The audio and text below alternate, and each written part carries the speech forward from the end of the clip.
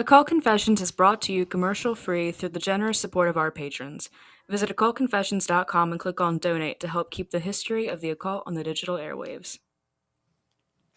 Ed Sanders is responsible for creating and promoting the widely disseminated myth that Charles Manson and his communal family were Satanists, specifically in his book, The Family. Sanders' book, that is, not Manson's. This myth, in turn, fed the notion that California was a breeding ground for devil-worshipping cults whose influence was spreading across the United States and into Canada and Europe, threatening to convert your teenager and abduct your 8-year-old.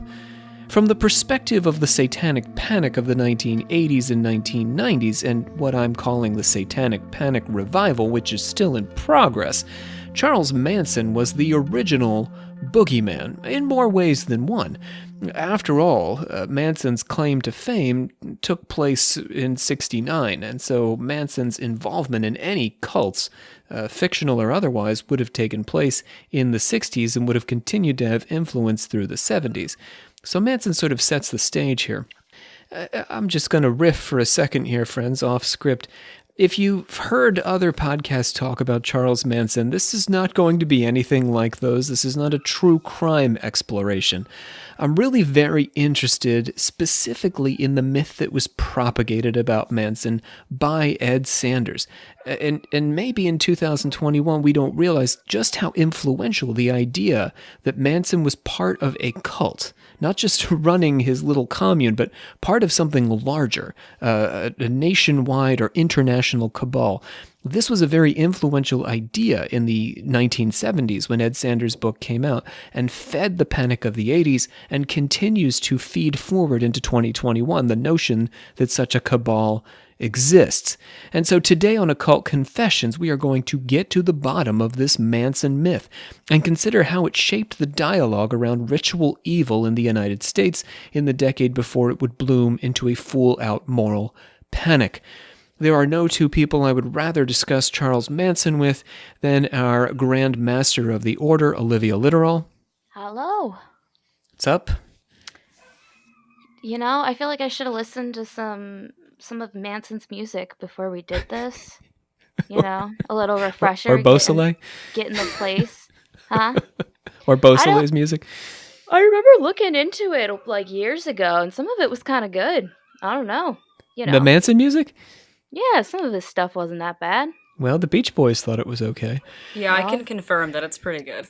That is the voice of Brie Litterall, our metallurgic prophet.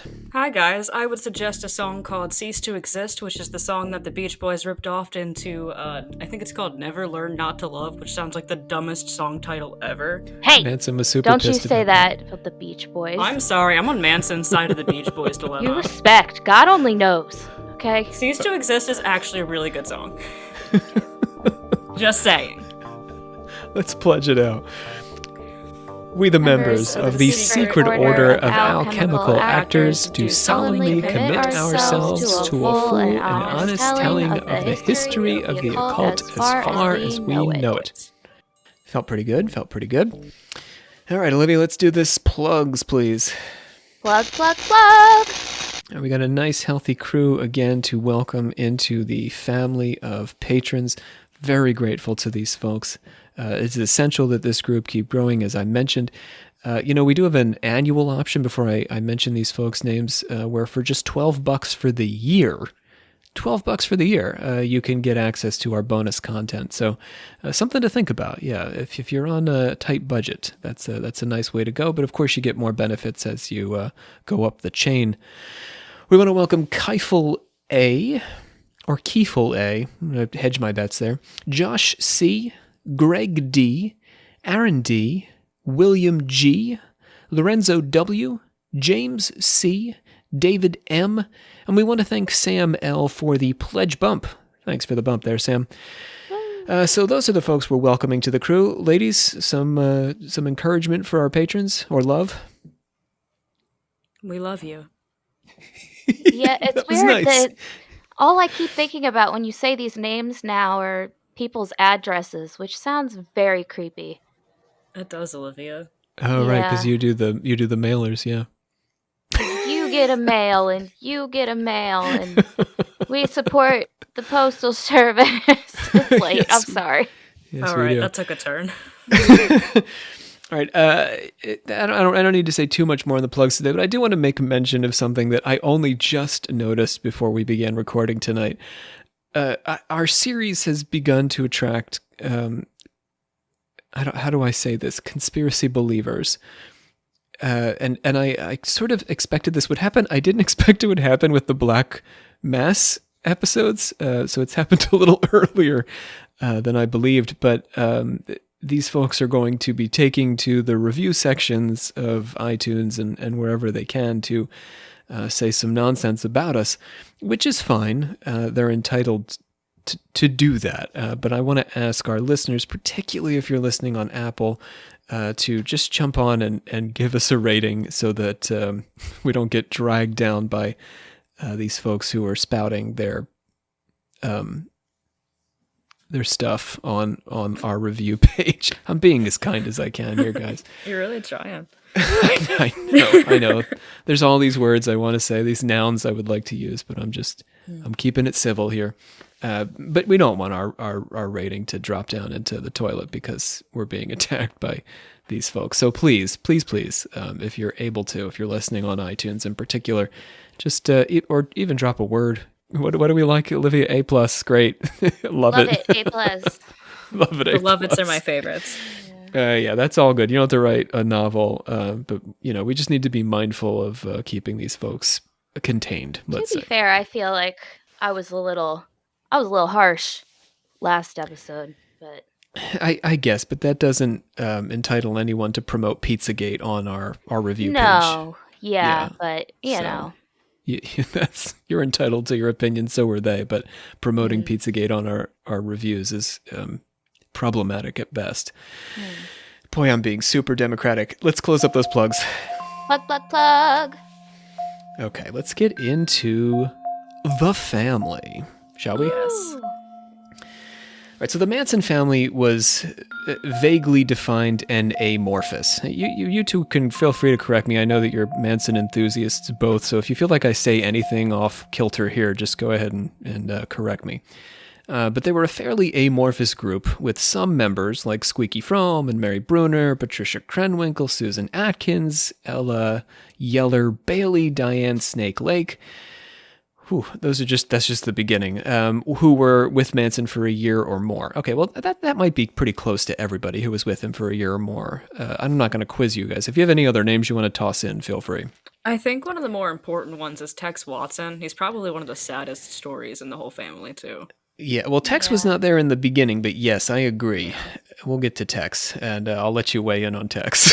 Okay. So these ladies were with Manson more or less from the beginning, and then we had other members like Bobby Beausoleil, in particular, folks like Dan DeCarlo, who came a bit later to the party. Bobby Beausoleil in particular, tended to come and go, so he was not with Manson from the time Manson got out of jail. He came and then he left, and they came and he left, sort of had his own things going on, and Dan DeCarlo was involved with Motorcycle Club, so some people in the Manson family had outside affiliations. Manson himself wasn't always with his family. He sometimes took weeks away from them, and he split up the family on multiple occasions as they moved to various ranches and parks and crash pads around California in an ever-changing fleet of vehicles in the late 1960s. Because one would break down, and then they would just get another one somehow, and they'd paint the van black, and off they go again. The black bus. Their occupations were also very fluid. They made music. As Brie was mentioning, Manson recorded a whole album and wrote at least part of a song recorded by Olivia's favorite, the Beach Boys. And they very nearly starred in a documentary produced by this guy, Terry Melcher, who was very well connected in Hollywood and with the record industry. They helped run George Spahn's ranch, which was a spot that had been used to make B-westerns in the decades before and was still used for the occasional film shoot while the Manson family lived there. If you've seen the Tarantino movie most recently, it does a reasonable job of maybe not telling the story in any kind of substantive way, but at least shows you the ranch, right? Have you guys seen the Tarantino movie?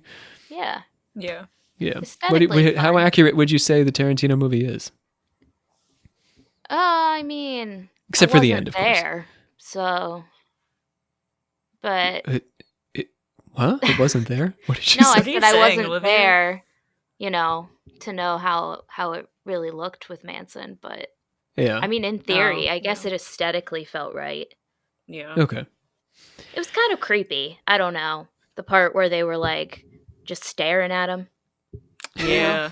You know what I'm Yeah. talking about? When I know Brad what you're Pitt shows saying, up yeah. at the ranch. Yeah, and then all these weird aged looking girls because they were like maybe 18 but also 16 or just staring Yeah. at him. That felt Yeah. right. That was probably accurate. Yeah. Yeah. Yeah. I think they were far busier, though, on the ranch than they seemed to be in the movie. It seemed like they were all just hanging around, but they were Yeah, very they were busy just on the ranch. all watching TV and one TV and Right. being Yeah. weird and yeah, I don't No, know. they were pretty well occupied, but we'll get there. So at the ranch, Manson's family cleaned up after and rented horses. Actually, we're getting there right now. I'm sorry. Okay. They cleaned up after and rented horses to tourists. They showed a bit of that. They cooked for the ranch hands in exchange for a place to stay, and the girls built their own dune buggies, which they rode around the property. The girls are, I think, not given adequate amount of credit because we worked so hard to make Manson out to be the sort of Svengali who controlled all of them, and certainly they had an unusual relationship, but these were very capable young women. They could do some stuff. Right? Am I wrong? Yeah, definitely. Yeah. Well, I mean, they were building also your own not dune like buggy and... they weren't so stupid because like that's why he Right, later yeah. had to come up with, more and more shit to hold him down, but Yeah, But he yeah. had to keep spinning it. Yeah. So, dispel that myth a bit too. On the seedier side of things, the family consorted with biker gangs and moved drugs in and around Southern California. Yes? Yeah. Okay.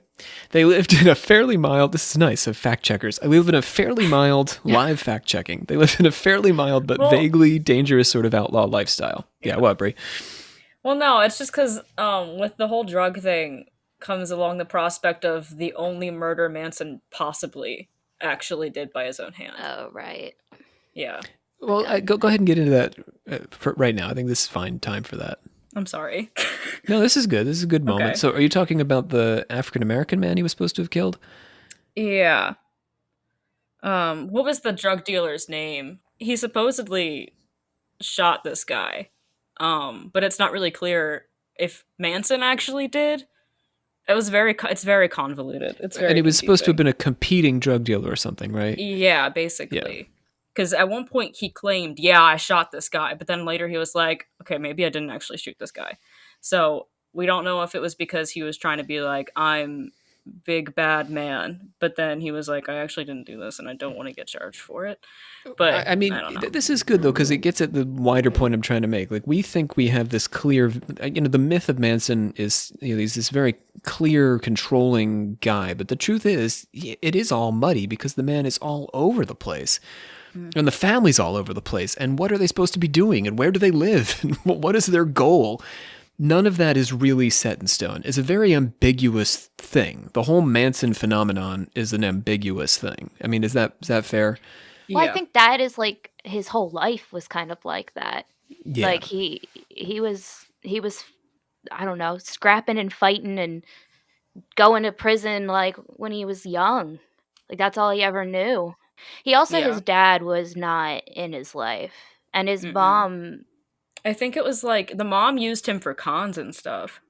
yeah, it was a weird relationship. She kind of Yeah, because he did his own like petty crimes for a while, and that's how he got put in juvie. cuz he loved going to prison. Which is bizarre because of the amount of times he was assaulted in prison. it better than being homeless apparently. I guess. He liked guess. being said that he- institutionalized. He had shelter and food. Yeah. That's what he always said. That was he thrived like in prison. Yeah. Okay, so Yeah, we just went all over the place. It's all I'm good, We it's sorry. all really good. did. it's good. It's Now setting we're the tone. convoluted. Set the Yeah, tone. we are. We are. The family mooched off rock stars. They lived for a while in Dennis Wilson's house, Dennis Wilson of the Beach Boys, until his manager kicked them out because Dennis Ugh. Wilson didn't have the backbone apparently to kick them out himself. His manager had to do it. He went away, I think, and then the manager came back and said, "You guys got to get out of here." Good They dumpster manager. dove behind grocery stores for their food. They plotted grand heists that they never pulled off and committed various petty acts of shoplifting. So there's the family. Manson, for his part, fantasized about a race war. He gave runaways a place to belong. He threatened his girls with violence. He coerced his girls into sex. He pimped his girls to male family members. He outran police cars. He collected guitars and drums and buses as easily as he gave them away. And he talked, as I think you're already getting the sense, a hell of a lot of nonsense. That's Manson, right? That gives us a pretty good Manson. Yeah. Kind of. Also, he thought he was Jesus. So There was a bit of he can confusion do there. all that if he wants, huh? So, is he a nice guy? Is he a terrible guy? Is he evil? I think we can't say the man is evil. Just, giving runaways a place to belong and giving things away to people. He's not purely evil the way he's been made out to be. But the rest of this stuff is pretty bad. Well, the thing about Manson that is what kind of blurs the line for him when it comes to being evil or being not is that his way of coercion wasn't necessarily like he didn't take away a choice. Everybody had a choice actively in his group. That's the thing that's always so confusing about the crimes that are going to happen. Is he always gave everybody a quote unquote choice. But he always worked it around where the choice that they chose, which of course was always the one that Manson wanted them to choose, was completely their own idea. He always spun it as it's their idea. It's a little bit like outsmarting a toddler, but he's doing it on a much higher level. Yeah, and plus with all the drugs they were on, Yeah. it made it that much easier. Well, I think the turning point for him, too, morally and ethically, was really when he did have to start to scramble and come up with the race war, shit. Yeah. And had to hardcore, drill that in to keep the people there and keep them, quote, Yeah. motivated, I Right, think even though it was just beside the point really with the murders, but he's Yeah. constantly coming up with these myths and ideas and stories. I think that's where he's sort of fueling a mini army. well that and then when he saw what I don't know if you'll talk about, but what happened with Tex Watson, when he saw how that changed him, I think that also really was a big turning point for Manson Yeah, too. you really want to talk about Tex. We're getting to Tex, I promise. I know. He's to Poor me, Tex, he's my favorite kind of. part about We'll get this to Tex. story. Well, good. Well, you can tell us more about Tex when we get there. Okay, anyway. The point I'm trying to make here is not that Manson's a cool guy. That we are not saying that by any stretch today. He's messy human being, definitely problematic, probably belonged in jail from his own perspective.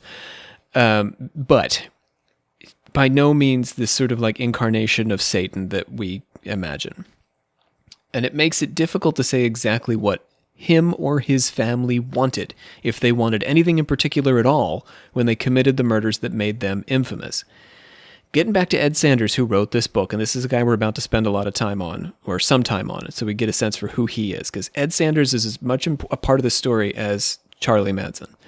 Ed Sanders didn't exactly clear much up about Manson's story with his best-selling book, which came out, it was one of the first books that was produced about the Manson murders. He was so deep into the scene. He attended the trials himself. He interviewed everyone who'd ever smelled a Manson family member. He masqueraded as a pornographer to try and get copies of the tapes the family had allegedly produced and planned to distribute, like Manson home pornography. Great. He couldn't get enough perspective to write a clear account of what the family was and what it wanted. Instead, Sanders ended up propagating a host of legends about Manson and the family that made his readers believe the Manson family were only the tip of a much larger satanic iceberg threatening to sink the American way of life by turning all of our teenage sons and daughters into incestuous nudist murderers. Amen. I'm actively shaking my head right now. Okay. So let's talk about Ed Sanders. Probably someone most of our listeners are hearing about for the very first time. But everything we think we know about Manson more or less comes from Ed Sanders and the prosecutor Bugliosi, but that's a separate story. But Ed Sanders told the story. The prosecutor told a certain story in court. The story that ended up really taking off is the Sanders narrative. Of the many books written about the sensation caused by the Manson family and their murders, Sanders was among the first out of the gate with what amounted to a very thorough account of Manson's and his family's lives as well as the murders. The book went into multiple reissues beginning in the 1970s and was most recently reissued in 2002. By virtue of the fact that Sanders was among the first to frame the story, even today, writers like Jeffrey Melnick, whose work I respect on the Manson family, must at least respond to Sanders' account when they're writing their own take on the Manson family. To write his book on Manson's family, Sanders spent years in and around Los Angeles and San Francisco. He read court transcripts, he dug through newspaper archives, he donned disguises, went undercover, in a variety of roles, truth be told. He posted ads for people to come forward. Okay, now here's the real thing. He posted ads for people to come forward with any information they might have about the Manson family. Any ideas why this might be a problem? People can just come up with all kinds of shit. What do you mean? And they did. Yes, that's exactly what happened. If you say, have you heard anything? You're going to get everything. Something, yeah. And this was the downfall of the investigation, although Sanders never saw it that way. As he says in the introduction to his book, he treated everything he gathered as data. So even crazy Aunt Maud around the corner and up the street, who thinks she heard that Charlie Manson one time came around into her back porch and done killed her rabbit, that's okay. That's data. That counts. He seems never to have reflected on whether or not what he was hearing, particularly from the people who responded to his ad, were rumors. He included everything that struck his fancy in the book, marking some rumors as legend and others as eyewitness accounts. It's really even hard to tell the difference as you're reading. Hearsay. Okay, so on hearsay, an unfortunate pair of words jumps off the page as Sanders is walking through a story he heard of Manson's participation in an exorcism with a branch of the Process Church in San Francisco, which we're going to get to. He says a former college teacher named Smith said, allegedly alleged. This college teacher named Smith allegedly alleged. Okay. In other words, what Sanders is relating is information he heard from someone about what someone else said. Hearsay, not just hearsay about hearsay. Yeah, that's not flying in any kind of judicial system. I don't care what era you're in. Great. Or a scholarly text or good investigative journalism. Yeah, this is not okay. Oh my God. So, here's the weird thing about Sanders. I mean, all of this is very sort of strange. It's like a kind of Geraldo character, almost putting on these disguises and running through these, porn shops and whatever. But he's sort of an odd mouthpiece to promote the Satanic Panic. After dropping out of the University of Missouri in 1958, and by Satanic Panic, I have to say, I'm using it's sort of anachronistic because there is no Satanic Panic really until the 1980s. It's not invented until the 1980s. But this book, which is written in the 70s, along with Johnny Todd, who we talked about, Bree and John and I, and Mike Warnke's Satan Seller, these three figures are regarded by Bill Ellis anyway as sort of like the proto-Satanic Panic. They create the blueprint for the Satanic Panic to follow.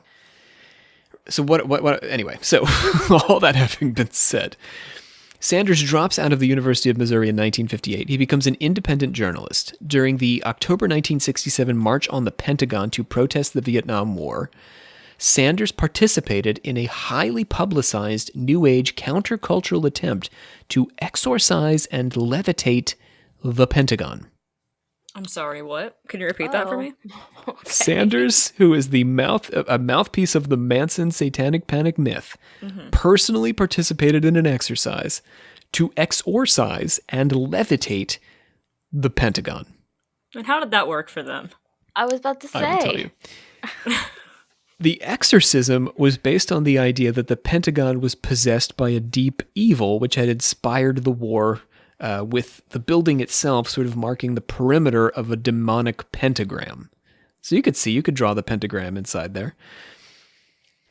Sanders claims to have written the chant they used for the levitation. He personally consulted a Hittite book and combined it with what he read of Greco-Roman magical formulae.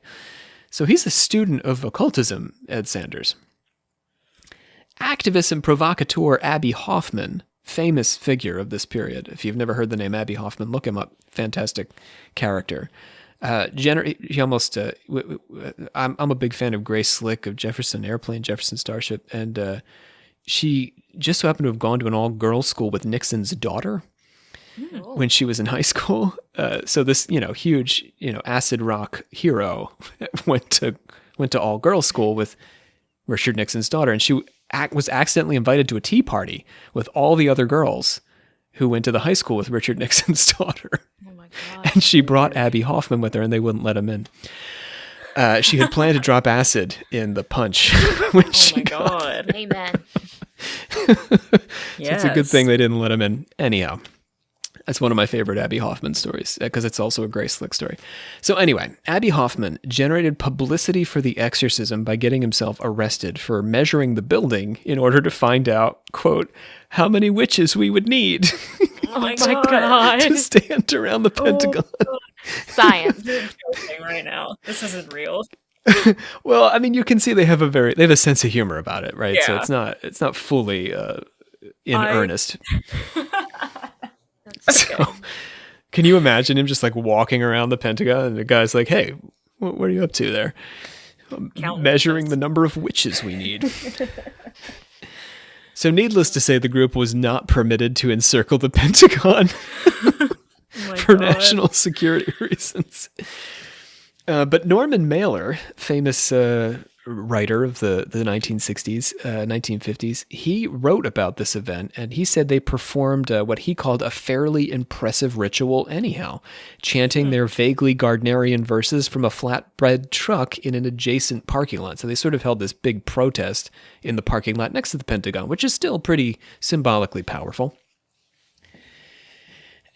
Okay, so remember that Ed Sanders is in this whole scene, this whole counterculture thing with the occult and witches and all this stuff, and he's writing the chant himself.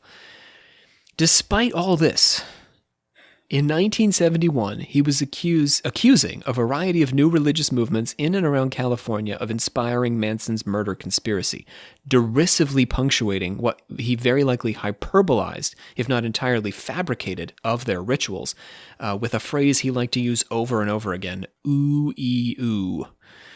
Ooh-ee-oo. Ooh-ee-oo, yeah. Ooh-ee-oo. He loved this phrase. So whenever he would say something, about ritual or whatever, he would punctuate it to mock it with ooh-ee-oo. I hate that. Right. He's sort of anyway, he's got a tone that you really have to get used to when you're reading him. When I say he's doing this ritual, it's not just Abbie Hoffman and these sort of countercultural figures. It's also like the early, like the beginners of American Druidism and Wicca. Like these people are there. The American Wiccans who, the pioneering Wiccans in America were the 1970s crew. They're attending this thing too. And Sanders is rubbing elbows with them. He knows them. And yet here he is with this book. It's very strange. The best I'm able to make sense of it, somewhere in his head, Sanders drew a line between the white magic he engaged with at the Pentagon and the black satanic magic he heard about in California. He didn't know or didn't care about the degree to which he was contributing to conspiratorial anti-occultism. For example, the anti-occultism preached by John Todd and Mike Warnke. And these guys would go on to capitalize on this exact line of thinking, beginning in the 1970s, and then after Michelle Smith's book, in the 1980s, we have the whole satanic panic and the daycare crisis and everything that follows. But, the Manson myth is an important part of setting the stage culturally. I can't say that enough. Okay, are we ready to get into Manson and Satan? I guess. Let's do it. in an imaginary love story. Yeah, it doesn't Okay. exist. So, Sanders tells a paradoxical story about Charles Manson, at once mystically endowed and incredibly self-deluded. Both of these things are true about Manson from Sanders' perspective.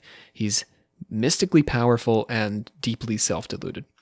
I guess it's possible to be both, but anyhow. This is his version of Manson, which is deeply colored by rumor and legend. He begins by describing Manson as a man who loved to be institutionalized. Now, Olivia, this bears out, yeah? Yeah, okay. For you? Sure. He was in and out of prison beginning at the age of 13. I guess that was when he first went to juvie. When he was released from prison for the fateful stretch beginning on March 21st, 1967, until he was arrested for his role in the Hinman Tate LaBianca murders, Sanders shares a legend of Manson trying to walk back through the gates into the prison. Have you two heard this story? So on March 21st, 1967, they let him go, and he's like, no. Yeah. And he tries to walk back Yeah, I think I've heard this. In jail, Manson learned to play the guitar, connecting with, and this is true, Rolling Stones associate and music insider Phil Kaufman, who had been booked on a marijuana charge. Phil Kaufman's also an interesting figure. But anyway, he would frequently, well, not frequently, but a time or two, he helped the Rolling Stones on the road when they were touring around California. And he's a friend of Manson. Sanders also tells strange tales of Manson perfecting the art of psychological manipulation and hypnosis. Here's where it gets weird. He studied Scientology, he read the book Transactional Analysis, and he learned from the pimps how to control women. He also learned magic, warlockery, say that again, warlockery, astral projection, and Rosicrucianism. I did not expect that to be what you just said. That last one, I don't know why, but I really didn't expect last one it. Threw you for a loop. It really did. I was like, what? Wow. Yes. He learned to worship at the Rosy Cross in an alchemical fashion. Anticlimactic. I don't know. Anyway. At the McNeil... Oh, well, I'm going to give you a climax here. At the McNeil Island Penitentiary, this is a Sanders story. Each prisoner had a pair of headphones by their beds to listen to the prison radio station. So they sort of like hang right by their heads when they slept at night. Manson contrived to have subliminal messages played through the headphones while these guys slept, which allowed him to manipulate the results of a basketball game and a talent show, both of which he bet on, and he racked in the cigarette packs as a result. For a minute, I forgot he was in prison, and I was like, wow, a talent show? Prison talent show, yeah. Just the town talent show. Yeah, I was like, where does he... What's happening So here? Sanders is saying that the man can use subliminal messages to control people's behavior through headphones hanging near their heads. That's a lot to... That's just a blatant lie. It feels like an exaggeration. Okay. At least. Do you think that it's even remotely possible that you could get me to lose a basketball game? It's a metaphor for the fact that he was like kind of a master manipulator. He's a very... So you want to read Ed Sanders like the Bible? No, yes. Yeah, that's exactly. It's metaphorical. Yeah. No, I guess I'm giving Ed too much credit. Yeah, Olivia, I think I get what you mean, but I don't think Ed's on the same wavelength as we are with that. No, you're right. He means it literally. He means it literally. It's real. Probably. He really isn't clear. Like when you read this, when the three of us, when you two hear this, I read this, it's crazy. I mean, no way that this is not human. This is not a thing this is not reality. But Sanders just puts it in there. He doesn't say, there's a legend or a rumor. He just puts it in there. So you have to have that response all on your own. So the man is 32 years old. Now he's out of prison. I'm talking about Manson again. He starts to build his family in San Francisco. He gets Mary Bruner pregnant, which is the only known instance of a Manson-inseminated pregnancy in the family, despite claims that Manson had sex with all the girls. The fact that Manson actively encouraged pregnancy and discouraged contraceptives, coupled with his extreme promiscuity, raises some questions about Manson's fertility. But I'm going to say it's not our project to diagnose Manson today, so we'll leave that where it is unless either of you would like to comment on this issue. It's certainly odd. No, I'm good. It is weird, but I guess that's a valid point, yeah. I mean, maybe his little boys were so spent because he was having so much sex, or maybe he wasn't actually having sex the way we think he was. And also the amount of drugs they were doing too probably didn't help with that. Oh yeah, that's not good for your counts. Yeah, no. So, in 67, Manson took acid for the first time in San Francisco. A perfect time, really, to be taking acid in San Francisco. And that caused him to have, as I think one of you has already alluded to, a crucifixion trip and identify with Jesus of Nazareth, or really Jesus Christ. Same person, but, he's going with the Christ angle. He went around kissing people's feet and asking, "Are you ready to die?" And if they said yes, he would tell them to live forever. Kind of nice. What a The first man. part is threatening. Second part's kind of nice. Bummed out by the increasingly violent biker gang scene in The Hate, he decided to move his family south. He added Susan Atkins, Patricia Krenwinkel, and Diane Lake to his family, among others, and crossed paths with Bobby Beausoleil. Although they did not in any meaningful sense join together, Bobby had his crew, Charlie had his. On April the 1st, 1968, he had his son, Valentine Michael. I don't really know. Family called him Pooh Bear, which is kind of sweet. That's a weird one. Yeah. Right. There's sort of these humanizing moments. Like, it's not just this catalog of horrors by these terrible people. It's sort of sweet. They all had weird nicknames, though, Yeah, right? they did. He would give, it was through, an acid ceremony, if I'm correct. He would, christen them with, weird nicknames. Often it had to do with sex, too. Like, the sounds they would make Yeah. during sex or the way they moved. Also, how they looked for a certain individual. That's an unfortunate nickname she received. Who are you talking about? Fat Patty. Oh, Yeah. didn't work hard at that one. Yeah, he's Yeah, that just sucks, Fat Patty. He just threw it out there and just was like, "Yep, you are Fat Patty now." Yeah, that is rough. mean. That's just It's a plain rough out get. mean. So Pooh Bear, by contrast. Anyway, working through connections, including Phil Kaufman, who, remember, he met in jail. He met Phil Kaufman in jail, happened to be an associate of the Rolling Stones. The family ended up meeting Dennis Wilson and then crashing at his place. Dennis Wilson, Brian Wilson, the Beach Boys. Manson added more girls to his family, including 14-year-old Ruth Ann Morehouse. When her father, a preacher named Dean, came to rescue Ruth Ann, Manson persuaded him to drop acid instead, and Dean ended up joining the family himself for an extended period. Manson, I think, had a sixth sense for people's weakness.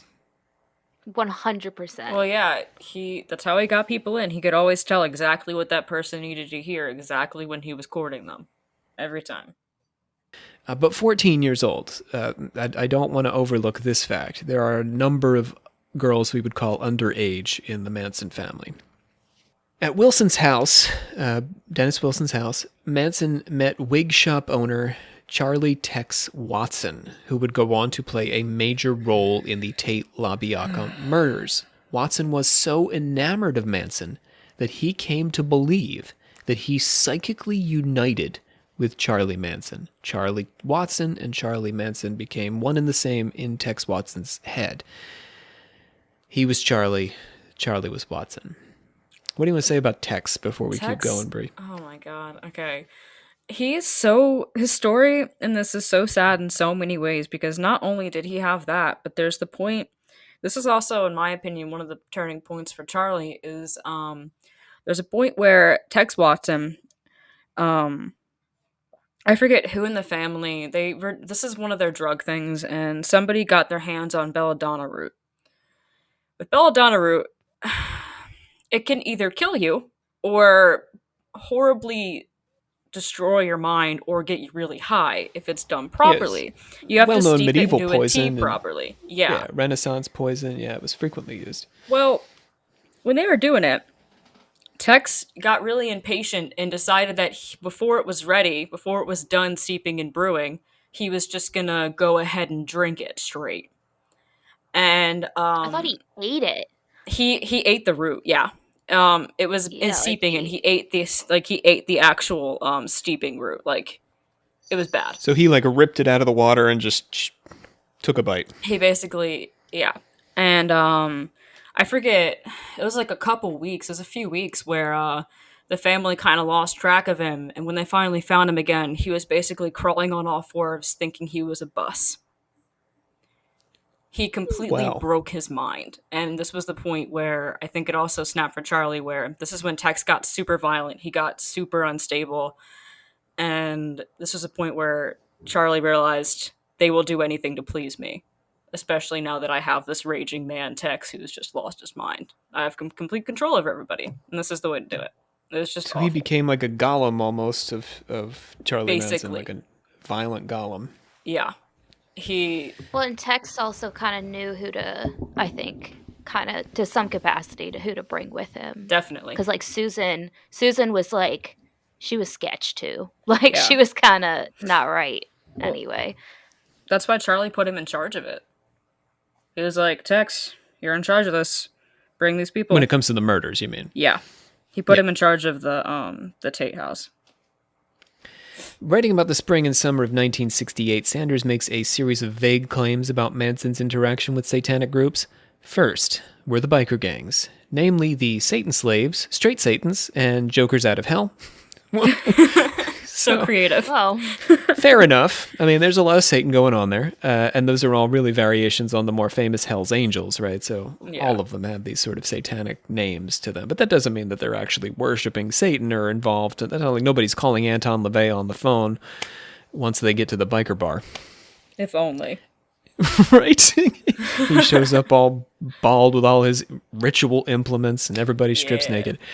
So Danny DiCarlo of the Straight Satans would become a member of the family, but his gang so disliked Manson that they refused to associate with Manson and negotiated unsuccessfully to get DiCarlo out of the Spawn Ranch. So while there are these associations with biker gangs, the biker gangs kind of hated Charlie and didn't want to have anything to do with him.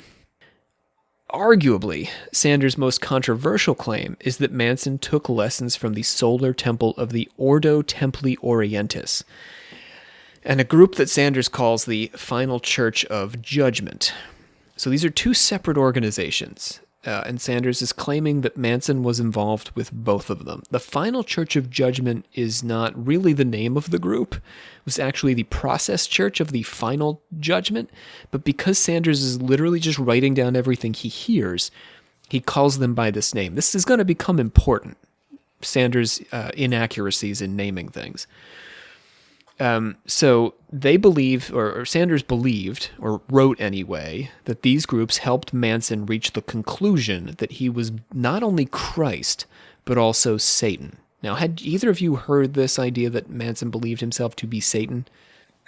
no. Not I don't think so. directly. I think I've only heard like the whole Jesus and man's will kind of I've heard him man-son. being along the thing. lines of like both opposing forces. He was like, if you have to be one, you have to be the other, but not necessarily directly claiming to be both Jesus and Satan. More so Right, the black yeah. and the white thing. Wait, so when did he have time to be with studying under these groups? He did not, in my opinion, but didn't, we're going to get there. I'm going now. Okay. Okay. Sanders claims that Manson attended first an exorcism at the Process Church, where the church's leader, who was only called Father P in the text, threatened to stab a man that he'd bound and gagged with a sharpened stake. Manson, apparently inspired by the church's activities, would string himself up on a cross while some of his girls knelt at his feet and sacrificed animals. Animal sacrifice also links Manson to a group led by a woman calling herself Circe, as well as the Solar Lodge, and another likely imaginary group called the 4P movement. So it starts to spiral into all these splinter groups. I'm going to take each of them one at a time, though, so don't worry.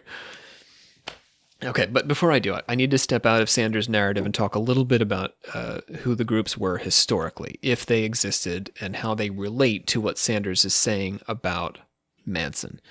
The Process Church of the Final Judgment was real. It was founded in London by two former Scientologists, Marianne McLean and Robert de Grimson, and they married in 1963. They developed their own system of compulsion analysis. Does that sound like anything familiar to you? A system of compulsions analysis? Sound anything Did you like say L. they Ron branched Hubbard? off from? Yeah, that's what Oh. you said. Scientology, right? Yeah, yeah. Yeah, okay. It's like Dianetics. Yeah. Process members used a P scope in place of Hubbard's Okay, E meters. I'm sorry. I need to stop. What is it with all just the P? It's just P everywhere. I don't like Process it. Church. Well, it's the Process Church. They're crazy about the letter P, which becomes Sanders' major mistake Maybe in just, this. I don't know, make it more than just P. I don't, it's very It's their big letter. Well, Christians are all about the T.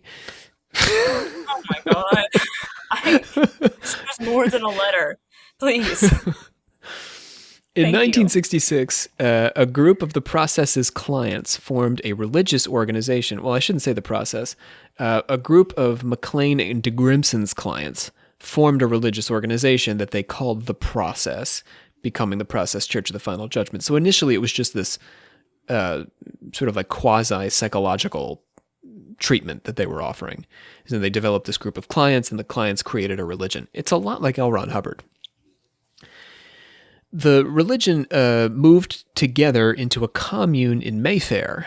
Again, we're in England. This was a temporary arrangement. They moved next to Nassau and then Mexico City, where they bought a bus, not unlike Manson's Black Bus or Ken Kesey's electric Kool-Aid acid test, and they made their way down the Yucatan Peninsula to Stool. This is Xtul, Stool, where they settled for a month until local pressure, a hurricane, and nervous parents of Process members compelled them to abandon the site and return to London. Process Church began establishing centers around North America, beginning in New Orleans, with their largest center being in Toronto. They also established a center at San Francisco, where Sanders claims Manson encountered Process members and participated in their rituals. So the things I'm telling you are true. Not the things Sanders has been saying, but what I've been saying about the Process Church is true. It is true that they had centers around the world. It is, well, at least in the Americas. It is true that they had a center in San Francisco. It is true that Manson was also in San Francisco for a time. But so were a lot of other people and a lot of other churches. Sanders' book is full of odd references to the Process Church, which he never calls by its proper name. He never calls it the Process Church of the Final Judgment, but he's always talking about them. The strangest stories he tells, or the strangest story, I should say, he tells, is of Roman Polanski being chased into a garage by a group of angry Alsatians. I'm sorry. What? So Sanders, he drops in all these little anecdotes, and one of them is that Roman Polanski one night, Polanski, being the husband of Sharon Tate. Well, I mean, you know that, Brie, but not everybody who's listening knows. You're not just talking to us. Yes. So Polanski being the husband of Sharon Tate, who would go on to be murdered by the Manson family. So, Sanders is seeing all these connections, but there's this odd story of Roman Polanski being chased into a garage by angry Alsatians. Now, Alsatians are a kind of dog, and the Process Church traveled with Alsatian dogs. This is absolutely true. So they had this crew of dogs they brought with them to Mexico and Nassau. And there were rumors of dog sacrifice around San Francisco in the late 1960s, which Sanders attributed to the Process Church. So apparently they kept Alsatians as pets and loved them and carried them everywhere they went, and then occasionally just murdered them or sicked them on Roman Polanski. Because that makes sense. But why would they sick them on... Why would they do this? They would not. Is there no reason? Does he just say that it happens? This. It's just that apparently there was this rumor or legend of Roman Polanski being chased by Alsatian dogs, and the Process Church had Alsatian dogs.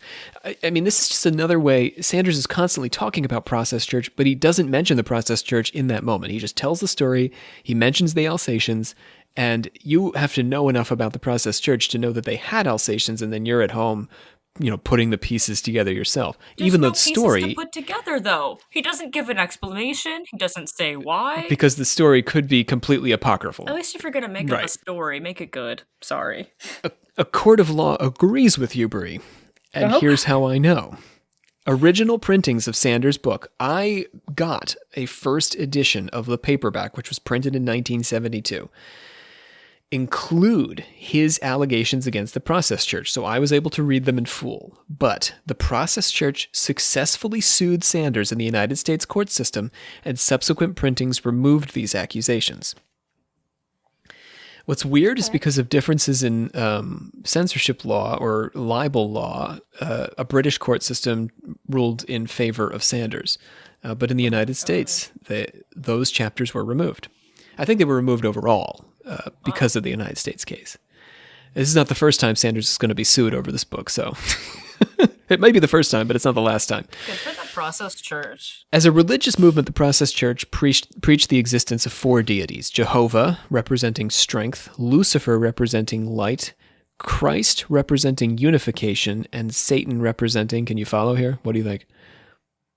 Oh, shit, I don't know. Christ What representing was unification, darkness. Satan. Lucifer? Well, we have, I guess Lucifer was light to Jehovah's strength, so it's not really pairs, but Satan is separation. So Christ is unification, Satan is separation. Oh, I see. Gotcha. We patterned it up wrong. We did it So- incorrectly. my weird process word game. So members could worship whichever of these 4 deities they chose. You could pick your favorite, and each member was themselves composed of the traits of at least 2 of these archetypal deities. None of these deities were supposed to be gods, or none of these gods, sorry. None of these deities were gods. My mistake there. Yes, they were gods, but none of them were supposed to be evil. Notice that Satan and Lucifer are light and separation, not evil or child murder. True evil, and this actually sounds weirdly like the Discordians. True evil was the gray forces of conformity. Do you remember, Olivia, Mr. Greyface? I think was the name of their devil. Boring old Mr. Greyface. You know, a lot happened, and a Yes, lot was been a while. so that Yeah, but it's weird. I don't remember, but vaguely, yeah. And it's right around the same time period, the Discordians and the Process Church. But anyway, so true evil was the gray forces of conformity, which I think the Discordians might agree with. The final judgment of the church's name was a millennial unification of the 4 gods. So all 4 gods are ultimately going to come together following Christ's teaching to love your enemy. In other words, love between the oppositional deities would bring them all together. So Christ is sort of like, Christ has got the last word on this. He's going to unify everyone. That's the process. That's the process. That's the final judgment of the process. I can actually understand this. Wow. There's a logic to it. It didn't catch on. It went away, but their rituals included baptisms and hymns. They strictly controlled the use of drugs and alcohol, which they said distracted from spiritual work. And now here's where it gets real. Their symbol was made up of 4 interlocking P's. Oh my god. Here's that P again. Wait, With the P. 4? This is a possible inspiration for the legend of the 4P or 4Pi movement. What? This is a huge legend that's really taken on a life of its own. But you got to follow me on this. It's going to be worth it. The 4P movement, the 4Pi movement. Sanders mentions 2 groups for which there is no meaningful evidence, but have nevertheless become part of the Manson legend in large part because of the book. The first is the Circe Order of Dog Blood. I'm sorry. I didn't mean to start laughing. That doesn't at even that. make sense. It's a beautiful name. I was sorry. going to call the podcast that, but Olivia said no. I did. My hammer went down. She said goat blood, maybe. Dog blood, we're not going that way. Yeah, agreed. So, Circe Order of Dog Blood. The probably entirely legendary Circe Order of Dog Blood was supposed to have been led by a woman, their Circe of the title, who gathered with members on a secluded beach to sacrifice black animals, including cats and dogs. Circe, who some believed to be Process founder Marianne McLean, was said to have operated an occult bookshop in Toledo, Ohio, where she sacrificed humans. I think John Todd may have had a bookshop right around Toledo, if not in Toledo. I'm not going to ask if you remember that, Brie. It has been a while. I think you're correct, It's been a though. year. No, I remember It sounds that right, vaguely. doesn't it? I remember Yeah. Toledo. Yeah. I'm pretty So- sure that's where the bookshop was. around And that area. actually, Pascal Beverly Randolph had had an episode in Toledo. Maybe he died in Toledo. Anyhow, we should do a Toledo occult connections episode. Just Toledo. Just Toledo. Today we talk about Toledo. We'll go to Toledo. So Sanders claimed that this group inspired Manson's family to create pornographic snuff films. So the Cersei Order of Dogblood inspired Manson to create pornographic snuff films in which the family killed and dismembered animals and at least one human girl. Sanders interviewed a boy claiming to be have you guys heard of this human girl that they sacrificed? No, I'm just confused as to why they call themselves the dog blood when there's so much other blood. There's blood everywhere. Sanders interviewed a boy claiming to be a witness, not to these sacrifices, but to movies of the sacrifices. What does that mean? So Sanders finds this kid who says, I didn't see Manson and the family sacrifice a girl, but I watched a movie of it. They wore black hoods and crosses, sacrificed a dog, rubbed the dog's body on the bodies of two naked girls, and remember this for the future. Rubbed animal carcasses on the naked bodies of a couple of Manson girls. That will be back in a future episode. All right, it is now put into my archive. Not Manson girls, but yeah, anyway, the rubbing of animal corpses. Yes. The internet didn't even exist yet, right? Like, what? No internet, We're yeah. still So how did... okay. Not in the sense we have it. I mean, if there is any internet, it's like in a military thing.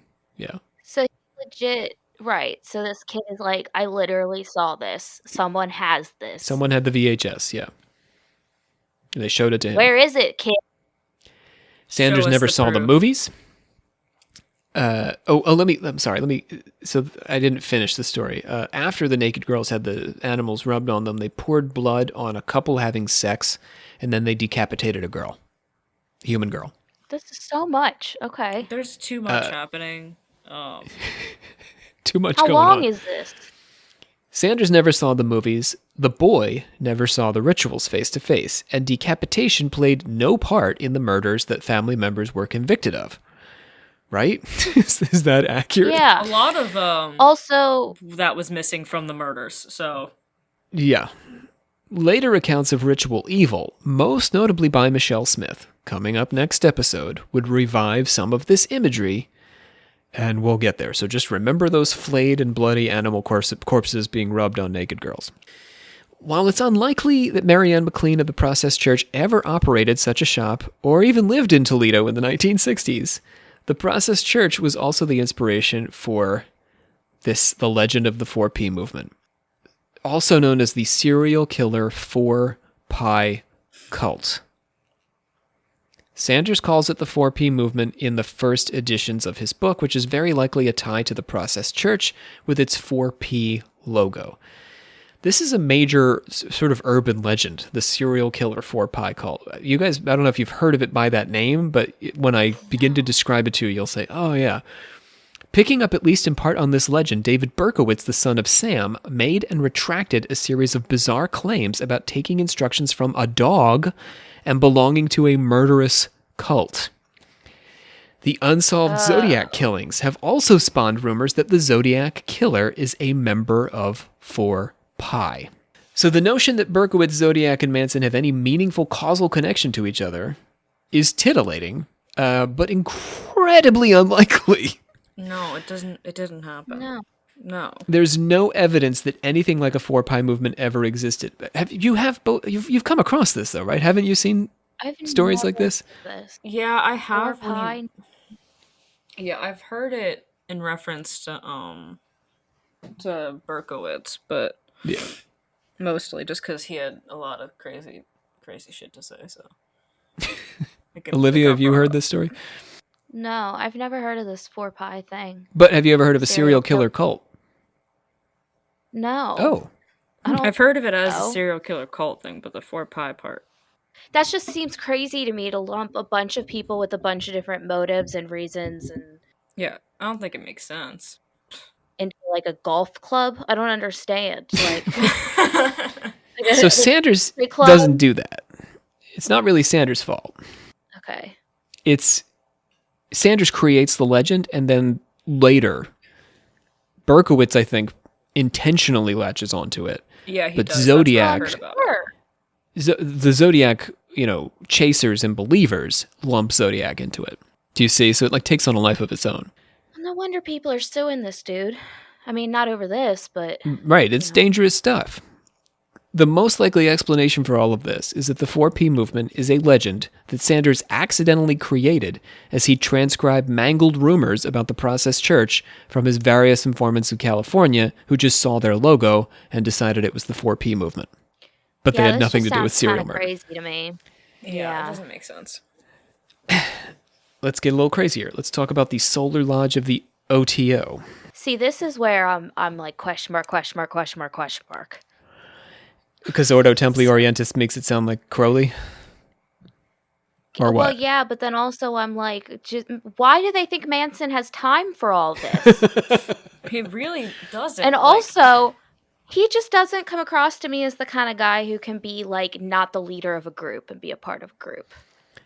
So Sanders says that Manson, quote unquote, frequented, speaking of time, the home of Georgina and Richard Brayton, founders of the Solar Lodge who lived on West 30th Street, in Los Angeles. Cult member Richard Patterson ran a gas station where, according to Sanders, they attempted to convert customers. I think this may be true. Connecting them up to Manson prosecutor Vincent Bugliosi's helter-skelter theory, Sanders says the Solar Lodge held magical meetings to radiate hate vibrations in an effort to spark a race war. Oh my god. Linking them up to the Circe cult, he says that the first 2 grades of the cult didn't have to drink animal blood, but the higher grades did. This, says Sanders, is where Manson got the idea for his animal sacrifices and blood drinking, which is all on VHS tapes that some kid saw. In his short history of the Solar Lodge, Peter Robert Koenig says that during Aleister Crowley's lifetime, there was only one lodge of the Ordo Templi Orientis active in the U.S., the Second Agape Lodge. Crowley's successor, Carl Germer, closed the lodge in 1953. Gene Brayton became acquainted with the founders of the Second Agape Lodge and decided to reboot the OTO unofficially, without the blessing of the original, in the form of the Solar Lodge. Members broke into the homes of official OTO members, including Israel Regardie, to steal documents related to running a lodge. In August 1969, when the Manson murders were committed, the Solar Lodge was embroiled in its own controversy. A 6-year-old boy living at the lodge's desert commune, this is all true, accused the lodge of confining him inside a packing crate for 56 days after he set fire to a building on the lodge's property. Oh my god. Yikes. Yeah, so this was an unfortunate coincidence. In their own investigation of the lodge, the FBI made no connection between Brayton's group and Manson. Brayton also successfully sued Sanders, and later editions of the family omitted any mention of the Solar Lodge of the OTO. Damn, everyone is just like, take my name out of your shit. Right, we can confine a boy in a box for 56 days, but I will not be in that book. No. But get our name out of there. Yeah. All right. While we might dispute the influence of these various groups, Sanders doubles down and goes full conspiracy theory on us, conjuring what he calls the Fraternity of Lucifer, a Satanist cabal who preys on the stupid and indoctrinates them into their evil rites. This fraternity, Sanders implies, is an international group tied to the worshippers of Kali in India who perform human sacrifice to their goddess. We are not going to address these claims today, but I am going to refer new confessors to our Kali episode, which Brie and Olivia are both on. There you Yeah. go. Oh About wow, a year yeah, ago. we We are. are. More than a year ago. And also, I'm going to be talking about this again when we talk about the Tantra in a couple of series. This year, we're going to talk about Tantra, so something to look forward to. In America, according to Sanders, the fraternity hosts so-called occult classes as a cover for their recruitment efforts, and as the murders retroactively demonstrate, this is the way they must have recruited Manson, and by extension, his entire family. A hidden organization operating under the cover of these other groups becomes like any other conspiracy cabal. It's theorized without the theorist offering any evidence for its existence, and by virtue of its extreme secrecy, impossible to disprove. So you may be saying, but I've never heard of a fraternity of Lucifer. And Sanders says, then it's working. I hate it. Oh boy. I mean, and that occult knowledge that he has to write his shit, but I mean, if you're thinking, well, Rob, why are you telling me the history of things that are not true? It's because we don't understand the degree to which the myth of a satanic cabal long predates both the current moment when we're hearing about elite satanic cabals and the 1980s when it really had its heyday. It goes back to 72. 1972. I mean, of course, as we know from the Black Mass, it goes back to ancient, the ancient world. But in a very specific American way, it dates to long before Michelle Smith and Lawrence Praster's book, Michelle Remembers, and the daycare panics. It's just amazing how much of this was out there in the culture, beginning with Sanders' book, right here with Charlie Manson. In many ways, it's Manson's fault. Not that Manson intended it or is to blame, actually. Manson is to blame for a lot of things.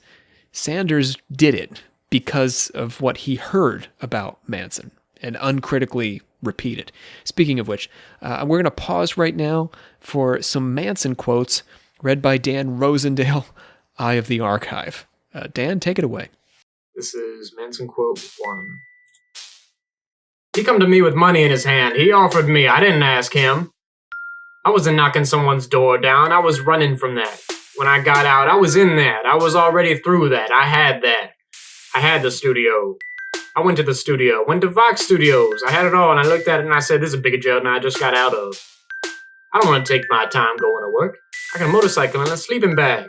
And 10 or 15 girls. What the hell I want to go off in it and go to work for? Work for what? Money? I got all the money in the world. I'm the king, man. I run the underworld, guy. I decide who does what way they do it at. What am I gonna run around and act like I'm some teeny bopper somewhere for somebody else's money? I make the money, man. I roll the nickels. The game is mine. I deal the cards. And this is Manson quote number 2. Oh, I don't know pain. I don't know pain. I have no depth of pain. I have no depth of suffering. I don't know ridicule. I don't know all the bad things. I've been punished by you all my life since I was 10 years old. I've been in every reform school you got across the country. I used to lay down and have to get my ass whooped till I couldn't walk. Tell me about some pain. No fault. Make strong, good pain. Understand pain. Pain's not bad. It's good. It teaches you things. It teaches you things. Like when you put your hand in fire. Ow, you know not to do that again. Yeah, I understand that. So did Manson ever, like, when did Sanders come out with his shit? Because did Charles Manson read it? I'm sure he did. I guess it's my I'm sure he did. My question. Well, I guess I'm not sure he did, but it seems likely that he... I mean, you tell me. Is he the kind of person who would read it? Honestly, I don't know. I don't know, but if he did, he's not the type of person to sit by and let people say what they think about him. He's always very quick to correct people. If that makes sense. Well, he also just... I don't know. He just... This contributes to his likes to legend and his scare power. people. Yeah. Yeah, but Like, also, when you like, look at interviews, he uses what people think about him to, yeah, be an exaggerate, or did, to be an exaggerated personality, but yeah. I don't know. All right. Next topic is Manson and the New Age. Ooh, New Age. Oh, we both. So we did Satan. We're doing it. Now let's do the Ooey-oo New Age. After Beach Boy Dennis Wilson's manager threw the family out of Wilson's house, Manson went to the Spahn Movie Ranch, which was home to a number of itinerant types, and made arrangements for the family to come and stay and work there. The blind owner, George Spahn, seems to have grown to like having the family around, and even had a kind of relationship with Squeaky Fromme, which you can see a bit of in the movie. Yeah, they did, actually. I remember... Oh, they did kind of sort of do that. She in the was movie, living didn't it big they? in the actual ranch house where they were all slumming it at the, like, where the Yeah. rest of the family was. She was like, shoot, if all I have to do is sleep with this dude. But she didn't really. I don't even know if she actually slept with him. I'm pretty sure she did though. It's Sanders believes she did, yeah. So Yeah, I'm pretty sure she did. But she was like, "Shoot, I get to live in the house." yeah. Sanders' account of the family's life on the ranch is full of references to the family's fringe spirituality. So getting now to the New Age. This included psychically sensing which grocery stores had the best food in their dumpsters, and engaging with an apocalyptic cult called the Fountain of the World to the west of the ranch. I'm sorry, they're just talking to all kinds of people, going all over the place, doing all kinds of things with so Busy. many groups. Busy. busy. They're finding How could every they- weird alternative underground religion in California. What time did they even have to drop acid? Like, what time? Yeah, honestly. Only Saturdays. So, Manson also practiced a Crowley-esque rite of sexual exhaustion in which he'd have sex with one of his women for 3 or 4 hours until the act pushed her beyond the limits of her ego. Maybe that's true. Who knows? The Fountain of the World, though, that sounds made up. But Sanders also relates confusingly how they burnt the magical library of a resident of the back part of the ranch. This guy's name was Richard Kaplan. When Spahn allowed the family to move to the back of the ranch, presumably, says Sanders, because Manson didn't like books. But if he's such an occulty guy, I don't know why he would burn magical books. Oh, well, there you go. Then he wouldn't have read a book about himself. Oh, yeah. Yeah, if he didn't like books. On an invitation from teenager Kathy Myers, Manson and his family boarded their latest bus and ventured down to Death Valley, where her grandmother had a ranch in Goler Wash. You guys know about this period in the Manson family life? Yeah. The Death Valley shit, yeah. Yeah. So after staying a couple of days there, Manson couldn't persuade the grandmother to let them stay on, so they moved to the nearby and nearly abandoned Barker Ranch around Halloween 1968. It was as remote, Sanders says, as Stool, Mexico, that is. Another unnecessary reference to the Process Church. Oh my god. There's just no reason to bring them up in this context. The Barker Ranch was as remote as a small town in Mexico where the Process Church happened to live for a little bit. Completely No wonder unrelated. they sued him. Yeah. No Oh, yeah. wonder. Yeah. It's just pernicious. So in Death Valley, Manson became obsessed with a giant hole called the Devil's Hole, which was the center of a Hopi legend about an underground world from which the Hopi people emerged. What, Bree? You're not obsessed with a giant hole? It's just true. The Devil's Hole. It also made me think of the den. Get on Walmart. board. What do you call it? The Satan's anus. Satan's anus, yeah. Yeah. That's what I meant to say. That's why I It's said our that. local I'm sorry. Halloween attraction. What is it called? What's the real name? The Devil's.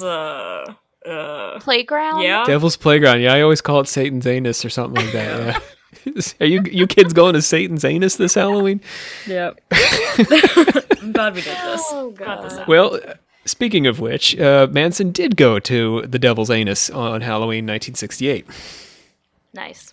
And there was a Hopi legend around it. This is the site where the Hopi people emerged. Manson hoped one day to be able to drain the water from inside the hole and pass through it to an underground city where they might live out a utopian ideal of communal life. Gotta dream big. Taking the hole at face value, which you have to whenever you confront a hole, it's difficult not to do some psychoanalysis on a man who literally wants to crawl back through a giant vagina into the womb of the earth. But again, let's resist the temptation to diagnose Charlie today. We are not qualified. I don't think anyone is. Did you hear about the Devil's Hole? Or is this the first time you've Oh heard no, about I've heard about this. You know I about just Charlie's hole couldn't obsession. help it. Yeah. Of course. It is funny. So, I mean, everything else is scary and murderous, but that's a very funny hole. So, and a mystical hole for the Hopi people, who probably did not call it that. I'm sure they had a much more elegant name, or do currently have a much more elegant name. Not entirely related to this all, Manson also listened to the Beatles' White Album for the first time while he was at the Barker Ranch. Songs that Sanders calls, quoting here, gems of snuff. What? By that he means celebrations of violent death. Oh. Oh, God. On the White Album. Now, I will admit, and maybe this makes me uncool, I do very much like the White Album. Might be my favorite. So, among the songs, maybe it makes me cool. I don't freaking know. I also listen to Frank Zappa. Suck it. So among those, All right, Rob. sorry, A little Music defensive nerd. there. I don't know, because the Beatles. Yeah. People get a lot of shit for liking the Beatles because everybody likes the Beatles. I like Pet Sounds too, Olivia. So among the songs on the White Album is Rocky Raccoon. Fair enough, Sanders. I got you there. Although I personally sing that song to my child at bedtime, and I've always thought of it more as a picaresque misadventure in which the title character will truly get better soon at the end. But yes, there are guns that are shot. Sanders also, Okay. here's where it gets weirder. Do you know this song? Yeah. Fell back in his room only to find Gideon's Bible. So, Rocky had come equipped with a gun. So, Oh my god. it's a lovely bedtime song. It's a lovely bedtime song. Anyway, so she loves it. So I'm glad. I also sing Yellow Submarine. Sanders also that's nice. mentions right. That's more Yeah. child friendly. Sanders also mentions the song Blackbird, in which Paul McCartney encourages a blackbird to, quote, take these broken wings and learn to fly, which has widely been interpreted as the Beatles' love letter to America's civil rights movement, with the blackbird being African Americans. Yeah. This is by no means a snuff song, but according to Sanders, it is a snuff song. All right. So I guess taking these broken wings and learning to fly is about murdering white people. I don't even know. That's what Paul McCartney wants black people to do. Such a peaceful song. I don't. Yes. Yeah. All right. Yeah, it's beautiful, right? It's a beautiful piece of music. So Yeah. Manson says Sanders interpreted these tracks as racial doom songs encouraging African Americans to rise up and riot. Ultimately, Sanders Manson believed that the blacks would take over the U.S. and then hand power over to him when they realized that Manson was the superior overlord as far as overlords go. So black people want to take over, then they're going to say, we need a white man to run this. Where's Charlie Yeah. Manson? Yeah, let's pick the guy who's been to prison a couple of times, who just lives out in the desert and does drugs. Where's that guy? That's our leader. I mean, he was need to really find just someone who's trying to whispering into a prepare hole. to go under. Yeah, he was basically like, let's go underground and wait it out. Let's get in that hole. Find us a man in a hole, said African Americans as they took And over that America. man, that crazy, was- tiny, sprightly man will be our They savior. lift him out of the hole. There's Manson. Okay.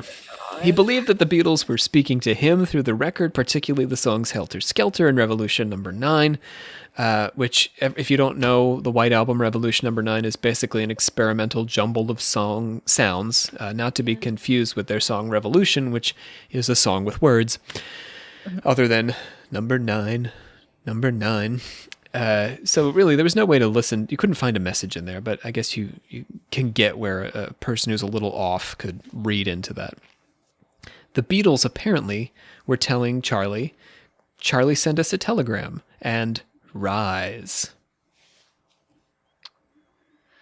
Words that aren't on either of those Okay. tracks. Yeah. Yeah. Helter Skelter has a tune, and it varies very clear kind of thing. But what the meaning of it is, I guess, is very vague. Which is, a lot of Beatles songs, the meaning is tremendously vague. Yeah. Yeah. So, Lucy in the Sky with Diamonds. The hell is that? Well, that was definitely about drugs. It's an acid trip. Yeah, but, I mean, it's about an acid trip, but what does it all mean? About as much as Nowhere Man, Please Listen.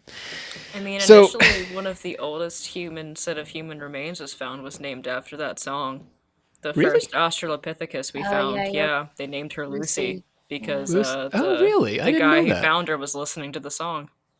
At the time. Yeah. Go Lucy. So here comes the question. How much of this is based in fact? And that actually is very difficult to say. Sanders has a habit, as I've mentioned, of sharing fantastic lore that the family circulated about Manson, which confuses me as the reader as to which of these stories Sanders believes. Paul Watkins, known for his ability to enter trance on command, there's a story of him going into a 5-day trance, and he can only be awakened when Manson wraps his, that is to say, Watkins' privates, in Manson's own vest as a diaper. I'm sorry. Rather what? than... so, What? I don't So understand what you Watkins- just said to me. So Watkins don't is either. he's in a trance, which means he's, Uh-huh. naturally peeing himself and stuff because he's been out for 5 days. Nobody can wake him up. So Manson takes off his magic vest. Manson had that vest that they Oh, venerated, and he wraps it around the man as a diaper, and so immediately the man wakes up because he Okay, doesn't so- want to pee in the vest. From what you said the first time, I thought that the man's genitalia was being wrapped around Manson. As a I vest. just pictured Manson giving it a hug. I was very confused. Yeah, I was picturing a very interesting. So Manson was wearing a penis as a vest for Brie, Yeah. and for Olivia, he was just hugging a penis. Okay. Well, like I thought you meant that he was wearing his vest and that I don't know. I was very Yeah, confused. it was rough. In another episode, a young masochist named Bo, a girl, bit Manson's penis in half during fellatio, and Manson magically fused and healed himself then and there. Oh, What a time. okay.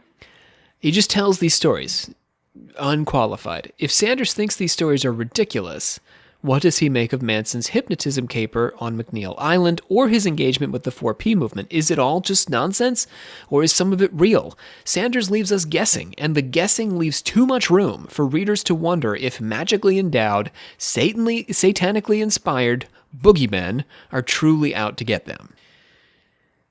After Manson left the ranch in Death Valley to check in on his parole officer in early 1969, the family came to believe that the area around Devil's Hole was being protected by a Scientologist miner's magical beams. One more time.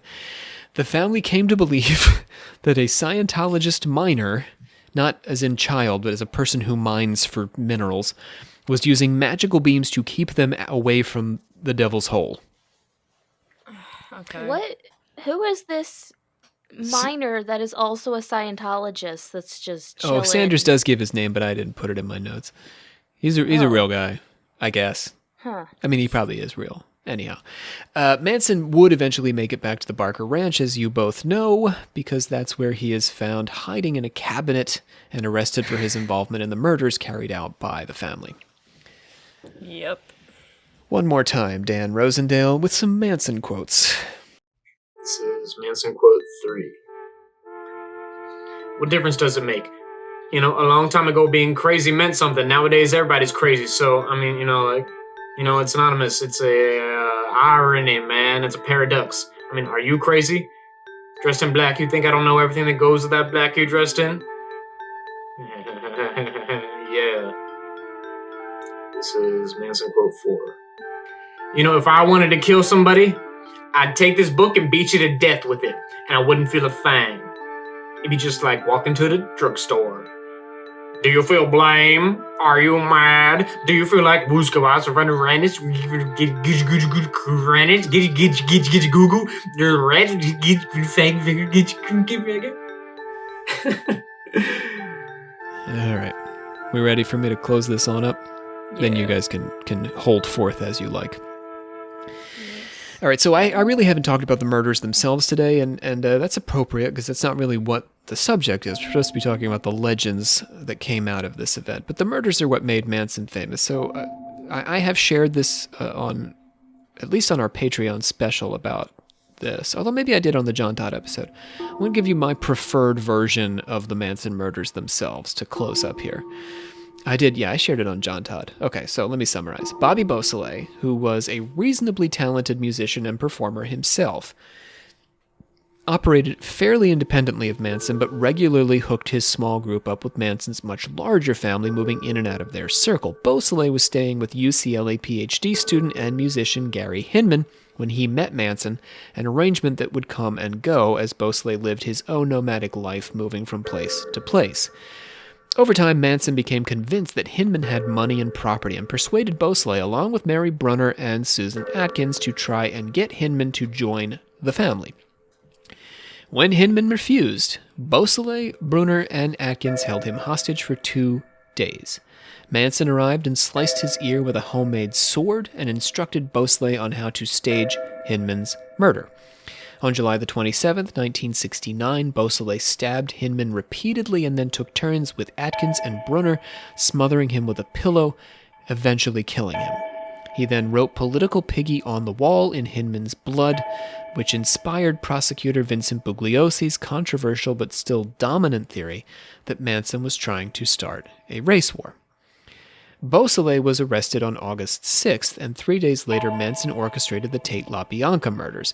Family members Tex Watson, Susan Atkins, and Patricia Krenwinkel murdered Sharon Tate, then 8.5 months pregnant, along with 3 friends and another visitor at the house she rented with Roman Polanski at 10050 Cielo Drive. How else do you say that? 10,050 Cielo Drive? Anyway, the purpose of this second crime was no more complex than as a means to get Beausoleil, Brunner, and Atkins off the hook for their first crime. It was staged with bloody writing on the wall, helter-skelter misspelled so as to resemble the Hinman scene. If Beausoleil, Brunner, and Atkins were in jail and this murder had been committed, then the detectives and prosecutors would figure they couldn't have the guilty parties for the first crime. The killers were still on the loose.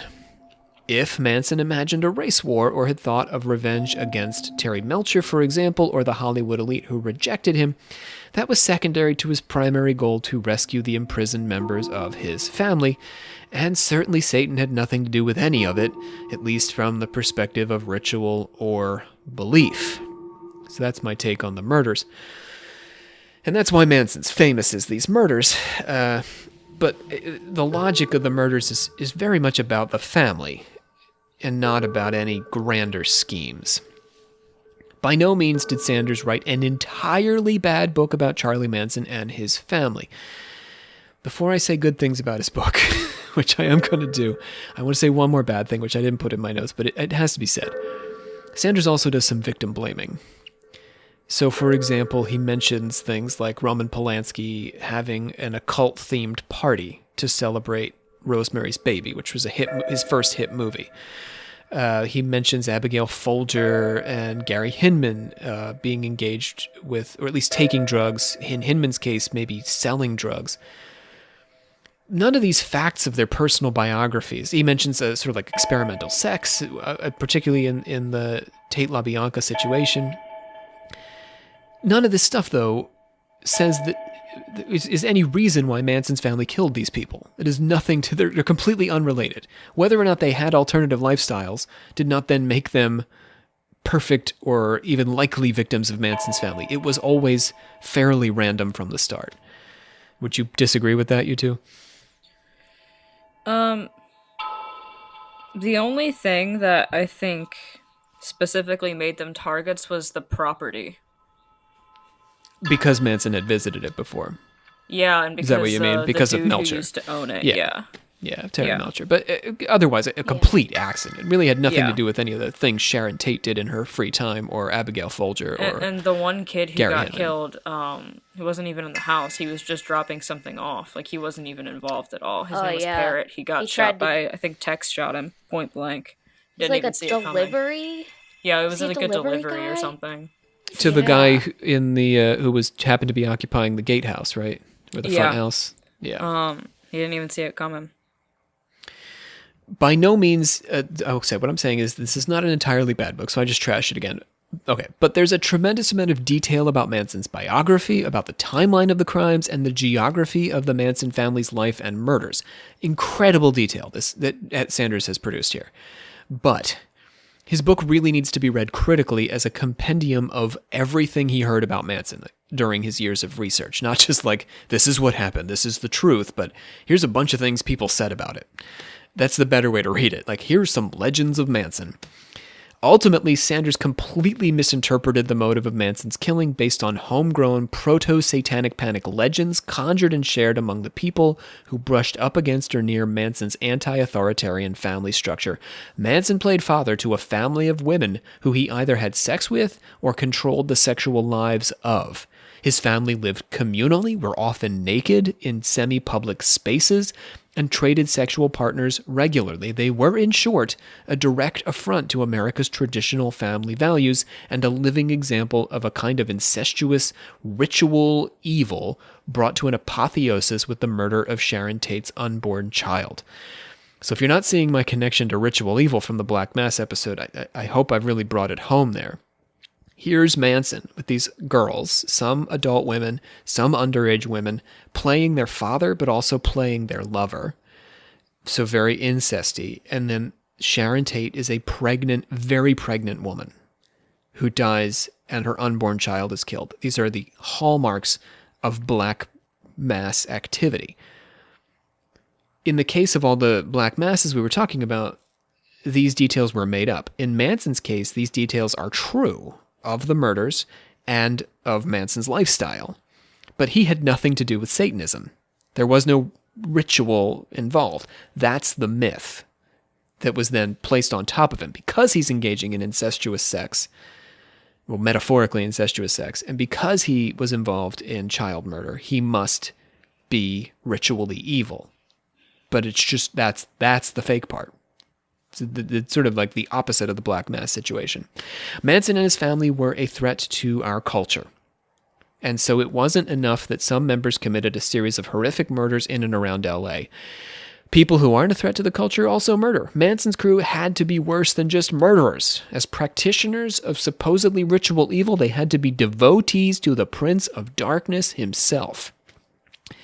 The fact that their story, the Manson story, spread so far and captured the attention of so many that it prompted Joan Didion, among others, to claim that the family single-handedly put an end to the idealism of the 1960s, means that they inadvertently played a significant role in advancing the imagined notion that the world was under attack by a secret fraternity of Lucifer out to terrorize us and kill us in our homes. Ladies, final thoughts. Honestly, screw all the ritual shit. It's not real. Comes down to it, Manson knew how to pinpoint exactly what was burdening a person's soul and exploit it and use it to court them into his family. And because of that, all anybody wanted to do was please Charlie. And that's how they got into the situation they were in. Because they thought. Do you believe there's tapes out there? Huh? Do you believe there's tapes out there? No. I mean, if there are, I don't think they're those tapes. They might have made their own, like, smut. Sure. But so that might exist. I don't think that they did all that wild stuff. The crosses and the animal sacrifices. Yeah, I don't think they cared. They wouldn't have cared about anything like that. I don't think they just that wasn't the alternative lifestyle they wanted to live. I think there's also like an idea that these girls, like a lot of them were like already in rough situations when Charlie came to them, and that's just not necessarily true. Like a lot of them were just teenage girls going to high school, playing the trumpet and shit one day, and then the next they were like, you know what? Fuck my parents. Like, I don't want to do this shit. And then, you know, he's such a sweet talker that it was kind of, because like, I don't know. I think about how many of them weren't a part of the murders, but still, like, when he was in prison, like, I mean, like, Angela Lynette, Lansbury's kid. like, Angela Lansbury's daughter was in the Manson family briefly. oh, wow. She consorted with the Manson family, yeah. She was not in the, you know, not to this degree, but yeah.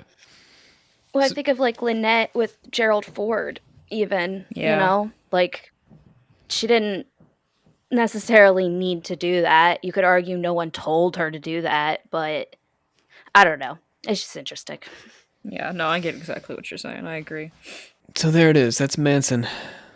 All right, let's gong it on into the old order of confessors.